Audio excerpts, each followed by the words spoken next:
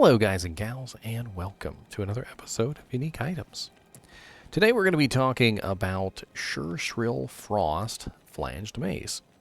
So this is a rather interesting item that has some rather interesting effects, and as we go over this, you may find that you might want to grab one for a low level character as you level up, most notably for several of the interesting effects that it has. These effects might be a reason why you avoid the item, like the plague. So let's go over them together and let's talk about what they could potentially be good for and what they're probably not going to be good for. So right off the bat, you'll see that it is a Flanged Mace, and that is a exceptional level item, a nightmare level item, so it can be upgraded one more time to its highest level version. We have a one-handed damage of 47 to 74, which is a little bit low for level 39, but still fairly decent considering all the extra effects that it has. We have a 180% enhanced damage, which does vary from 150 to 180%, and it's not bad. We have extra damage added on top of 5 to 10, which is just a nice little chunk of extra damage. And then we have a cold damage effect of 63 to 112, and that's actually quite a lot of cold damage for level 39. Cold damage tends to be on the lower count when it comes to damage. I don't know if you guys have ever actually paid attention, but lightning tends to be the highest number with the lowest minimum. Fire tends to be the kind of like the mediocre in the middle sort of one, and cold damage tends to be the one with the lower minimum, but the lower maximum but the higher minimum, and it kind of works out okay. We also have a very interesting effect here of freezes target +3. And freezes target is the ability to basically cause a monster to be completely and utterly frozen. Now, depending on what difficulty setting you are, it's going to have various effects. Because obviously, in normal difficulty, there are no reductions to the duration, whereas in nightmare difficulty, we do have a reduction to the duration of things like this. And then in hell difficulty, it gets reduced even further. And as you can see, they don't tend to stay frozen for very long. Now, if I was using something like Zeal, though, I could be applying that effect repeatedly and get some nice effect from it. But if I go to, say, normal difficulty and show you, in normal difficulty, it definitely does last a lot longer. And this is a level 39 item, so it's right toward the end of normal difficulty. I think I might have clicked on hell, on sheer reflex. Amazing. And you start using the commands. I don't know if you guys know this, but if you press, was it N for normal and H for hell? And I can't remember what nightmare is because they're both N. Oh no, N is nightmare. Never mind. Interesting. So N is nightmare, H is hell, and I can't remember what normal is. So in normal difficulty, you will notice that the freeze duration is extremely long, and in nightmare difficulty, it's definitely longer than it is in hell difficulty. That's for sure. So if you're using this weapon for the duration of nightmare difficulty into hell difficulty, I think you will notice just in general that the freeze effect is quite long and quite useful. But as you can see here, unfortunately, I am murdering them. Let me switch to a regular attack. Maybe that will help. And also, let me switch off of my aura. And no, still just one-shotting them in nightmare difficulty. That's a pretty powerful weapon. Do I have any other additional effects adding damage to my attacks? Let me take that off. Let me take that off. Let me take that off. Let me take that off. Nope, still one shot. Let's up the player count. How about that? Players 8. Let's see if that has any effect. So basically when it comes to the freezes target effect, you will notice that it has a really nice bonus to survivability. Just in general, being able to freeze a target like this is extremely useful to your survivability. The chilling effect is also very nice on this item because it also adds in. And believe it or not, extra cold damage will actually increase the freezes effect to a longer duration. So if you have things like cold damage charms, cold damage on the weapon, as I said earlier, is very nice because it increases the effect. And it's just kind of an interesting effect all around. And then not only does it freeze the targets that you're attacking, but it also prevents you from being frozen with a cannot be frozen effect. Now, it is important to note that cannot be frozen is not going to prevent things like holy freeze or like clay golems slow or decrepifies slow, or items specifically that have a slows target by percentage, because those are not ice effects, but it will specifically prevent freezing effects and chill effects from affecting you specifically, and that is very nice. Now, having cannot be frozen on a melee class is so crucial that that you may want to consider using this mace on your melee character if you don't have any other form of cannot be frozen, especially until you manage to get your hands on something else, like for instance maybe a Death Sash or a Trangul's Belt, or maybe something like a Hawk Mail, or Akira's Guardian. There are tons of different items in the game that have cannot be frozen, but it's not always easy to come by them. Sometimes you just can't seem to find a good item with cannot be frozen, and so this could potentially be your way to obtain that. It also has this very interesting effect of level 9 Frozen Orb. So Frozen Orb is a rather interesting ability in that it doesn't necessarily need synergies, and it doesn't even necessarily need to be an extremely high level to do relatively good damage, which means that these level 9 Frozen Orb Charges at level 39, when you put on this this mace, can actually do a pretty significant amount of damage. At level 9, we are looking at a total of 122 to 127 damage per bolt. If you have never used Holy Frozen Orb before, let me enlighten you. Frozen Orb is a blast of ice bolts, and it ends in a Ice Bolt Nova. The total number of ice bolts, I believe, is, I want to say it's 42 number of ice bolts in Frozen Orb D2.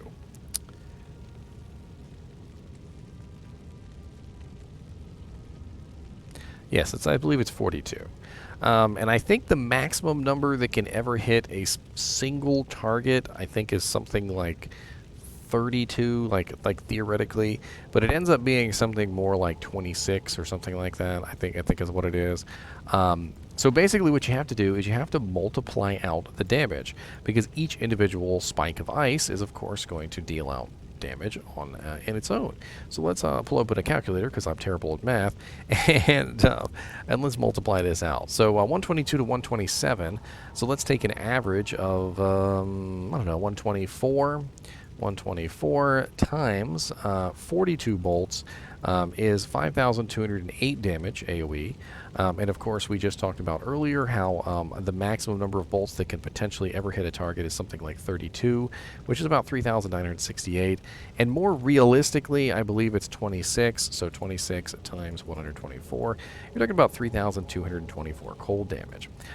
And 50 charges is a relatively large number of charges and could potentially be used fairly effectively to kill some targets. So we're in Players 8 Nightmare, or sorry, this is Players 8 Normal difficulty.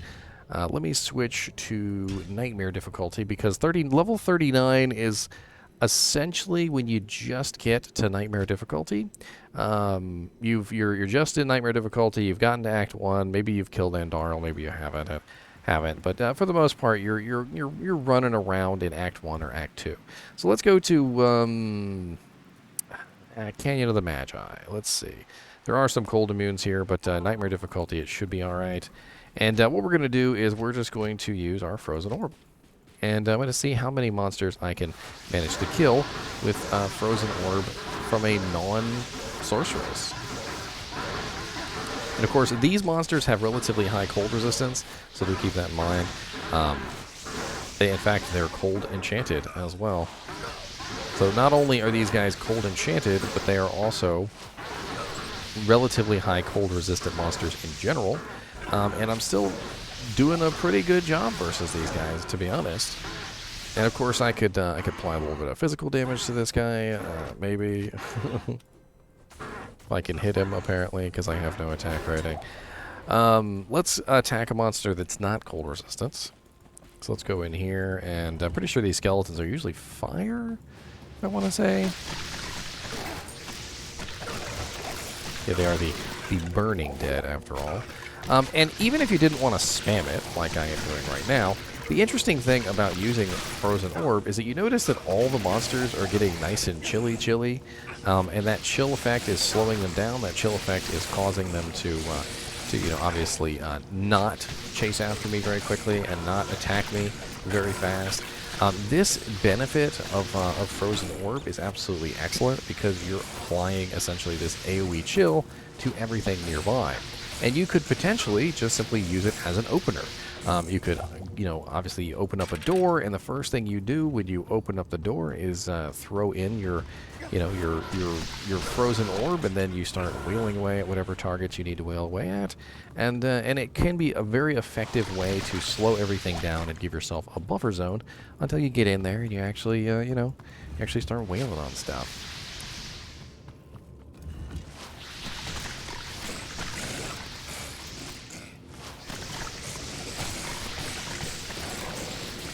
And we're going to take a look and see how much this costs to repair. I'm going to go ahead and burn up the rest of these charges real quick, because I just want to, I want to get it completely and utterly empty. Now, of course, the Ethereal version is you're not going to be able to repair, so do keep that in mind. The Frozen Orb Charges and the Ethereal version are a no-go. So it looks like we're looking at 247,721 to repair it. It is missing a little bit of durability, but let's go ahead and divide that out. So 247, let's just round it to 248,000, doesn't really matter. Divided by 50 charges is a total of 4,960 gold per charge, which isn't too bad at all. You could actually repair this, by the way, a different way besides this way. You can use a, I believe it's an Ort or a Ral rune, one or the other, and a chipped gem in the cube, and it will repair and fully recharge the item, which is definitely interesting. That way you wouldn't have to worry about spending the money to repair it. Just hang on to your chippies.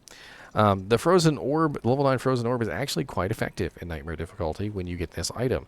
And honestly, even like I said, even if you're not using it to damage the monsters, to kill them, you can very easily use it as an AoE sort of chilling effect to start out battles, and even intermittently during the battles, just to have a nice effect.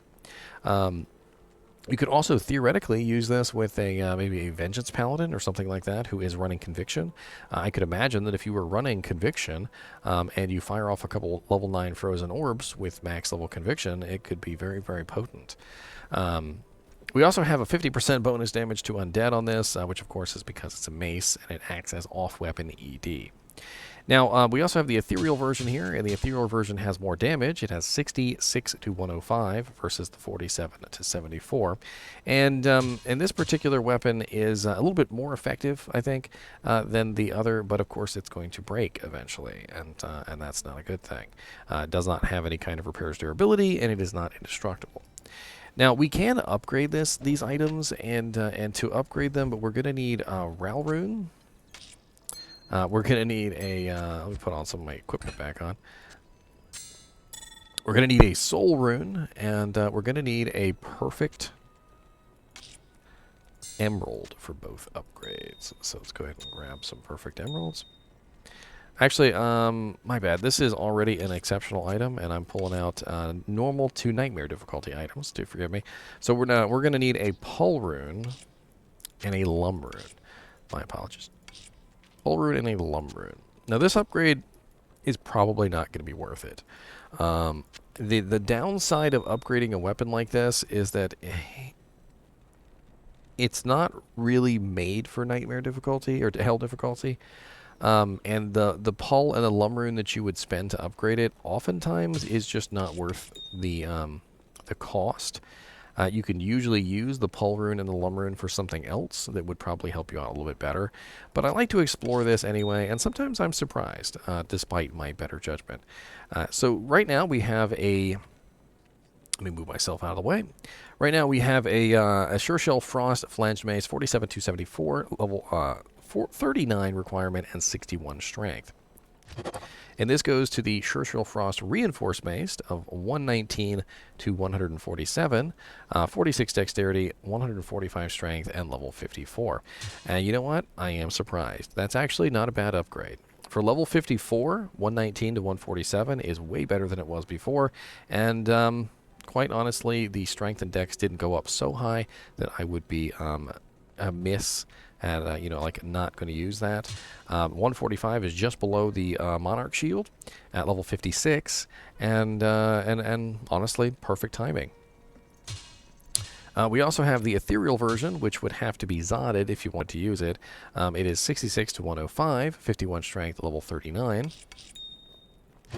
And this goes to 175 to 214, 36 dex, 135 strength, and level 54. Now, the unfortunate side effect of the fact that this is ethereal means that you would have to put a Zod rune in it to make it viable. And I don't know if I have a Zod rune laying around, but when you put Zod runes in items, it has a really odd effect that brings it up sometimes higher than what it's supposed to be. Let's double check, because I actually tested this earlier on a item. And it brought it up way higher level than I thought it was going to bring it up. Let me see if I can find that item real quick, because I do want to show it off. I want to show it off. Of course, I don't know. I don't have it, apparently. That's okay. It was probably the Bone Snap Maul, actually, now that I think about it, if you want to check that video.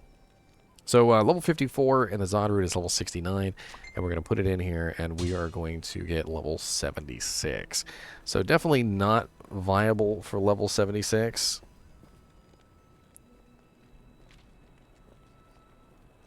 Definitely not. And I just don't really think that that you would ever want to put a Zod rune in the Sureshrill Frost, a Reinforced Mace. It's just not high enough damage. I do like that min, though. The minimum damage of 175 is really high for a weapon. Am I wrong? Because like, I feel like that's really high for a one-handed weapon. Ginther's Rift is only 77. Heaven's Light is 160. So yeah, it's a little bit higher than Heaven's Light in both the min and the max. It's interesting. And we got a Hand of Justice here with 144 to 168. So the minimum on this is actually higher than the Hand of Justice's maximum, which is interesting. We also have Beast here, and Beast is 92, so 175 is definitely really high there. So yeah, I mean, it is actually quite high for the minimum damage. Very, very high min.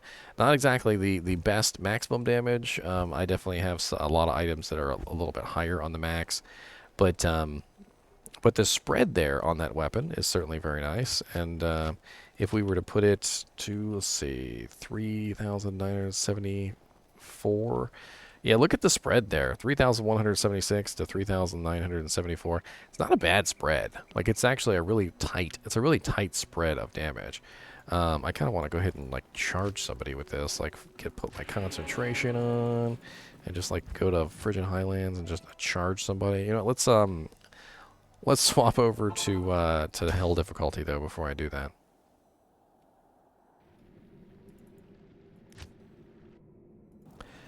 Oh, poor Eldritch, you're the butt of every joke. What's up? Ow. Charge is probably not the right one to use for this. Actually, you know what? He's not the right monster to fight. He's so much. He's a little girl with cold resistance.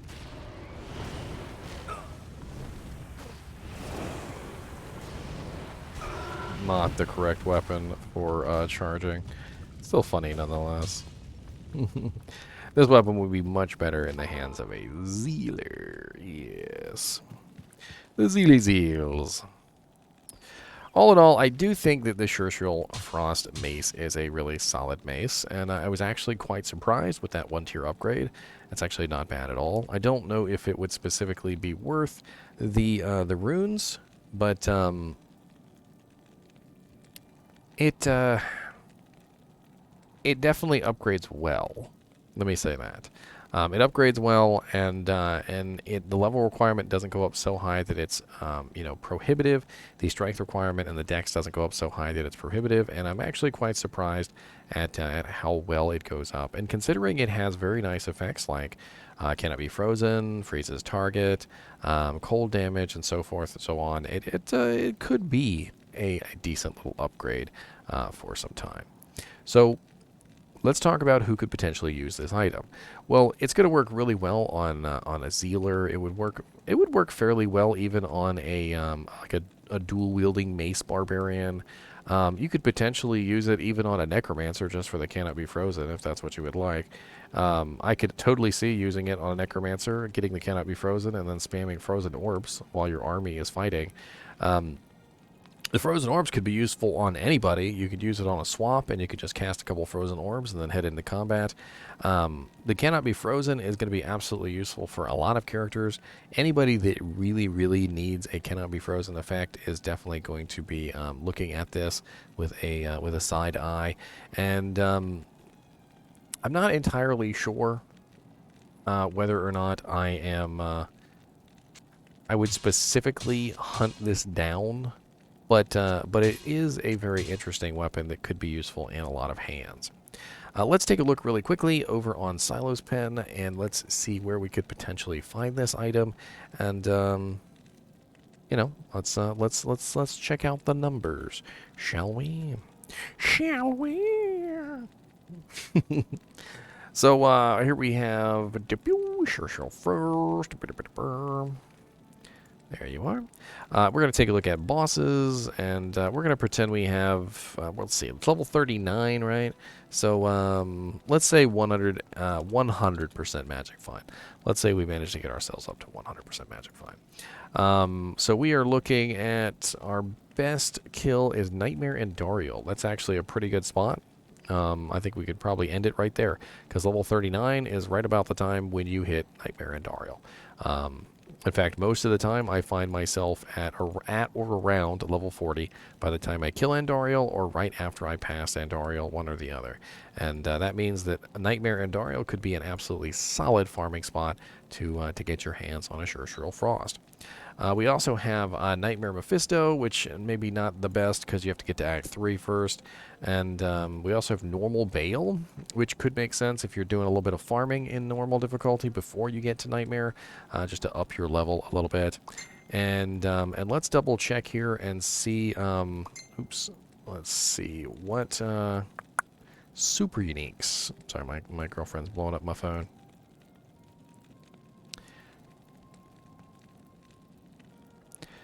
So let's see here. Super uniques, find, probability. So Nightmare Cow King, not exactly a good farm because obviously you have to kill Nightmare Bale before you can farm him. But if you did have somebody who was kind enough to open the portal for you and you were capable of farming that zone, that could be a good spot to farm for this particular item. We also have the Summoner's not a good one. Radamant's not good. The Countess in Hell, that's way too late. Way too late. Neelathak in normal difficulty. I'm not really sure if you'd want to farm him in normal difficulty, but he is relatively easy to farm. If you head over to my YouTube channel, you're probably on my YouTube channel already if you're here, I do have a video up. It's called How to Find Neelathak, and basically I go through the process of showing you exactly how to find Neelathak, and literally so that you can find him every single time like that. There are very specific maps and very specific ways that you can locate him, and it is extremely easy. So if you want to try and farm Neelathak in normal difficulty for a Sureshrill Frost, that might be a good idea. We also have Beetle Burst in Nightmare difficulty in Far Oasis. He's always in Far Oasis, but he's kind of randomly placed around the map, so you do have to look around a little bit. Not exactly a terrible shot. Dark Elder, also in Nightmare difficulty. He is always in Lost City by the Ancient Tunnels sort of entrance. He's not always by the Ancient Tunnels entrance, but he's usually by the Ancient Tunnel entrance. And he does have a unique appearance, so it's pretty obvious when you find him.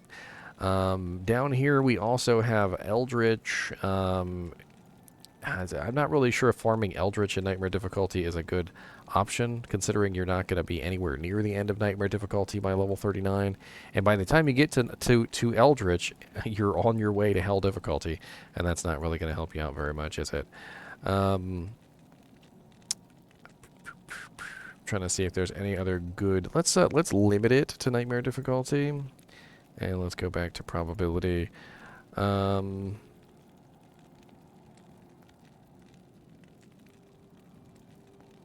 trying to look at the zones here. The zones is really what tells me where these monsters spawn and whether they're worth killing or not. And it really doesn't look like we have a lot of choices here. So Honestly, as far as I'm concerned, when it comes to this particular item, you're definitely looking at a boss kill, Nightmare and Dariel. Nightmare and Dariel or Normal Veil, those are your two best options from as far as both probability and an ease of access. Because Nightmare and Dariel has a 1 in 525 chance, and we have a Normal Veil. Where's Normal Veil? He was on here. I know he was on here. That's why I switched it off of Nightmare, that's why. Normal Bale has a 1 in 546 chance. So both very good chances to get your hands on this early on, and it could be an extremely powerful item for early game. I feel like if you got your hands on this really early in the ladder and you utilize this effectively, you could probably power through to Hell difficulty relatively quickly and relatively easily. Especially if you were willing to spend some runes on it to upgrade it to 54, because you're probably going to hit Hell difficulty around level 60, and this could help carry you into Hell difficulty. Melee characters especially are very dependent on their weapon, and if you don't have a good weapon, you're not going to be able to progress. And so spending a Pull and a Lum on this might be considered a good idea if you're in a situation where you just don't have anything better. And I have been in that situation before. I have been in the situation where literally no matter what I find, no matter how much I magic find, it just seems like I can't get the weapon that I need. And if I had this weapon, if I found this weapon in particular could be the weapon, could be used to carry me forward, and I wouldn't be mad about that. I probably wouldn't spend a Zod rune on it, but I would probably at least use the base version and spam some frozen orbs, maybe save a couple chip gems and repair it, and all in all, not a bad weapon. As always, I do appreciate you guys and gals watching my videos, even when I rant on for 26 minutes, and as always, keep watching.